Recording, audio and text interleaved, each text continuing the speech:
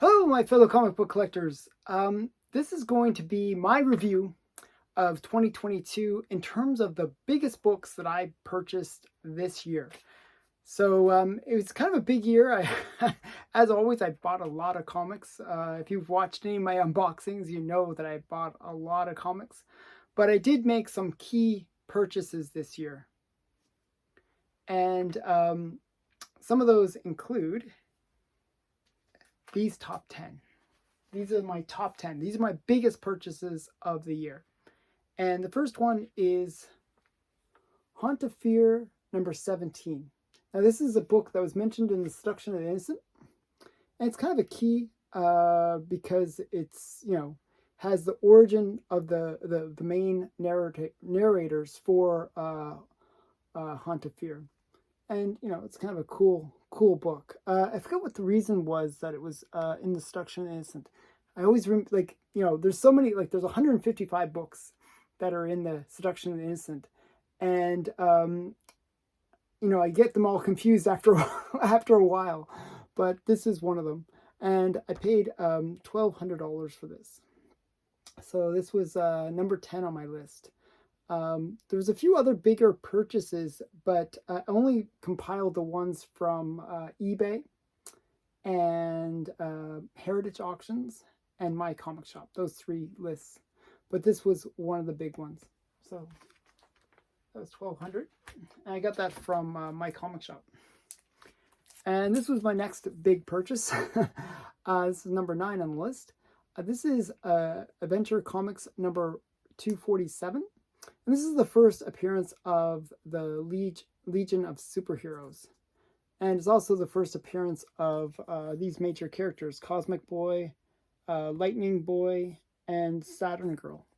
And I'm a big fan of, getting those kind of key DC books that have the Legion or Justice League or whatever group it is. So I've been wanting this one for a while. And it was one that I actually have a whole bunch of homages to this book. And it was just great to finally pick this one up. It is an expensive book in any grade. I paid $1,600 for this one, and it's restored. That gives you a sense of how expensive this book can be. The thing with this book is it is restored. Restoration includes a small amount of color touch on the spine of the cover. That's it. So it's a little bit of color touch. So it's considered slight restoration. And when it's in a lower grade, like a 3.0 is a lower grade, the restoration really doesn't impact the price that much. However, if this was not restored, it probably would have been over $2,000 to $3,000. So just to give you a sense of how expensive this book can get. So this is number 9 on my list, Adventure Comics number 247. And I want to say I paid $1,600 for that. And the next big one is Boy Commandos number 1. So this is the first first in the series of Boy Commandos. It's actually a cover by Jack Kirby and Joe Simon. And it features the first appearance of Liberty Bell. This book, it's in a fairly high grade. You can see it's a 7.0, a 7.5, I mean. And it's one that I had actually wanted for a while. I've been trying to collect these kind of first appearances of major female Golden Age characters. So Liberty Bell is one of those ones. And this one's kind of an interesting book because it is that book where the U.S. has just gotten, getting into the war with Japan and with Germany. So kind of a cool book because it is that, World War II era. So, yeah. What else does it say? Origin and first appearance of Liberty Bell, Sandman, News Legion, Jack Kirby, and Joe Simon appearances. Classic war cover. I paid $2,000 for this one. Number 7 on my list is Strange Suspense Stories number 19. Now, this is considered to be one of the best execution covers. Now, there are lots of execution covers from the Golden Age, but this is considered to be one of the best. This, Web of Evil, and maybe even Captain Marvel Jr. Those were kind of the three execution covers where they kind of zoomed in on the guy getting executed. But this one is like really awesome because it's really full on the guy getting executed. And it's one of those ones where will he get executed or won't he? And it's also Steve Ditko did the art for it. So this one is, a pretty pricey book again, because it is one of those key execution covers. It's one of those ones that is kind of the grail for the execution covers, if there is such a thing. So this one I got to check my numbers here. I paid $2,160. So that's how much I paid for this one. Next, another kind of a big grail book, and it's More Fun Comics number 101. And this is the first appearance of Superboy. So Superboy made his first appearance in this book. He's not on the cover, but it basically tells his origin, and it's kind of a cool little story.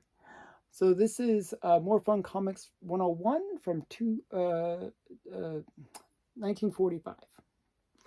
So first appearance of Superboy, and I paid $2,400 for this. So pretty expensive book. Next book, and I kind of overpaid on this one. It was kind of debatable. Like there was another copy that was a little bit higher grade, but it was CBCS on eBay, and I paid basically $100 less for this. It was like half grade point higher. So for a half grade point more, I could have gotten the CBCS version of this one. But I'm quite happy with this one. This is Zip Comics number 35. Now this one is kind of funny because it's one that people chase after for a different reason than the reason I chased after it. So this is a punching Nazi cover, and a lot of people love these kind of Nazi punching covers. So it's a kind of a classic cover for that. But this is also the first appearance of Ginger Snap. She's an Archie character that I like, and that's the reason I picked it up. That's the reason I was chasing after this book. But this book is a very expensive book for the fact that it is a classic cover. I bought it for $24.25. So this was a little bit more expensive than the previous one. So this is number 6 on my list, Zip Comics number 35. Next, this one I was super excited. This was actually on my top 10 list of books that I wanted to get this year. And when I had an alert set up on my comic shop for this one, and I just instantly bought it.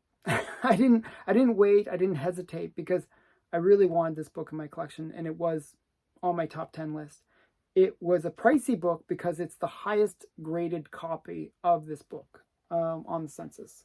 So this is a 9.4 of Funny Stuff number 1.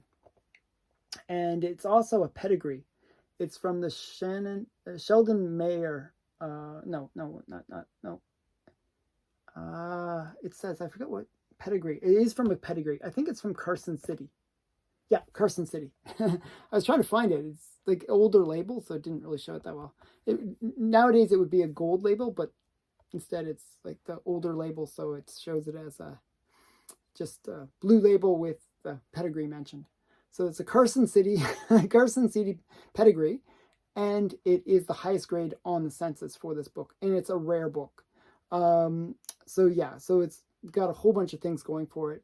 The reason I bought it was, and the reason I was chasing after it, and it was on my top 10 list, was I like my quirky characters, and one of the characters that I like is McSnurtle. McSnurtle, he appeared in the the recent DC Super Pets movie. And he's a character that's kind of like Golden Age Flash in terms of what he looks like, and he's a turtle, and he just becomes like the Golden Age Flash, and he's become Mr. Terrific, or yeah. So he just becomes like this kind of super powered turtle that can run really fast. That's his whole thing. And it's also the first appearance of these three Mouseketeers as well, but I wasn't really chasing it for that reason. But yeah, so this one, highest graded copy, so pretty cool. And I paid $2,500 for that, so it was pretty expensive. Okay, we're getting down to the last few.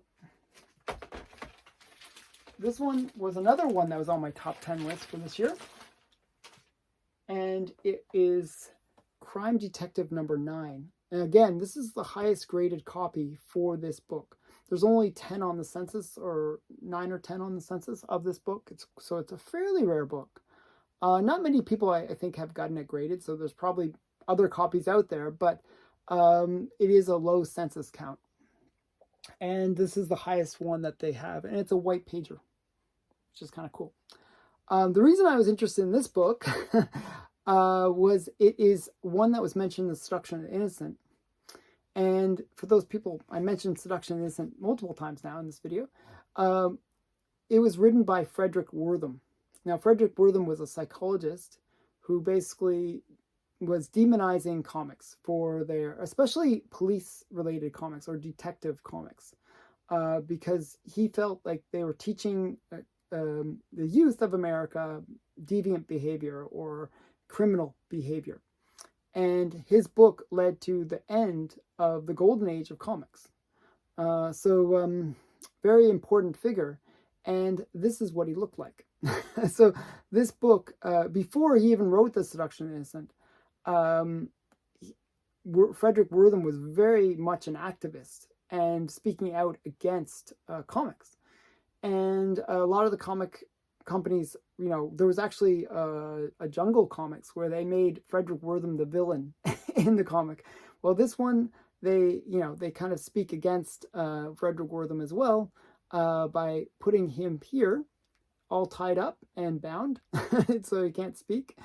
And there's a little note to Frederick Wortham saying, hey, please comics, these comics are actually good at preventing, youth criminality. So I thought that was interesting because, this was such a blatant attack against Wortham. He actually mentioned this in The Seduction of the Innocent when it came out. So kind of a major key for The Seduction of the Innocent. And it even notes that on the slab. It says, used in SOTI, character of Frederick Wortham on cover. That's that one. And number 2 on my list is another really big book. I actually got this for a great price. I got it for about $1,000 to $2,000 below what the previous high sale for this book was. For the Crime Detective, I paid $3,300 for it. Okay, sorry.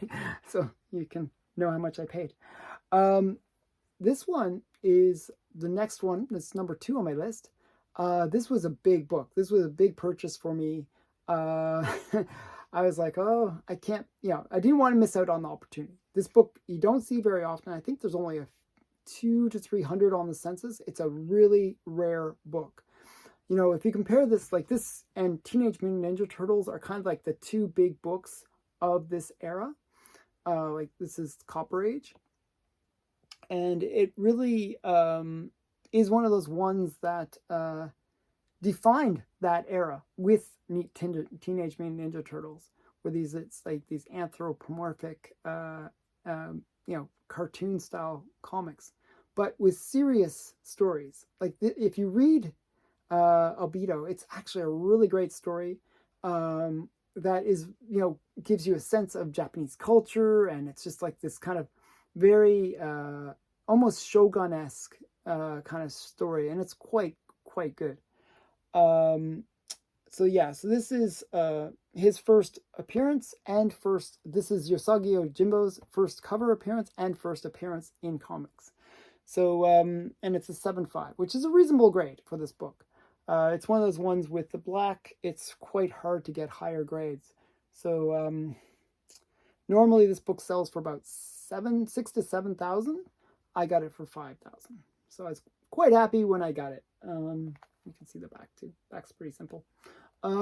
So, Yosagi Ojimbo's first appearance in Albedo, number 2. That was number 2 on my list. Now you're probably wondering, what's number 1? If I paid 5,000, that's a pretty big book. Well, my biggest purchase from 2022 is Showcase number 4. This was my big book. This is my biggest book from the year, by far. I paid $12,000 for this, I believe.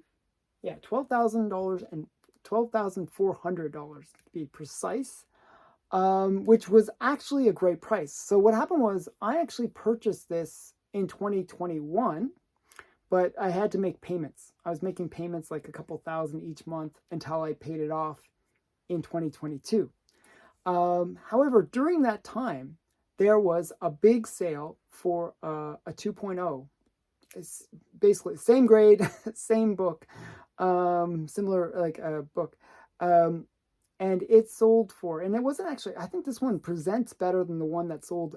It sold for $33,000. So I was like shocked that the book that I got for 12,000 had sold for 33. So I was quite happy. But if you're not familiar with this book, this is the first Silver Age appearance of the Flash. So it's a new version with Barry Allen as the Flash character, and that's his first appearance. And it's Showcase number 4, and I paid $12,400 for this, and I was quite excited to add this to my collection because this is one of my ultimate grails for my collection. It's probably my biggest Silver Age book. So that has been my top 10 books from 2022. I'd actually like to almost make this a tag video and sort of ask you, what were your big books from 2022?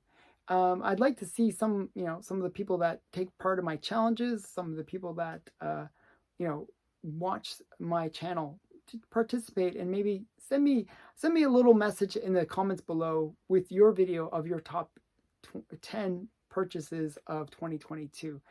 And I appreciate everyone for watching. I'm not sure when I'm going to air this, but I know it's going to be before the end of the year. So without further ado, Happy New Year for 2023. Let's make even bigger than 2022, I should say. Thanks again for watching. Bye for now.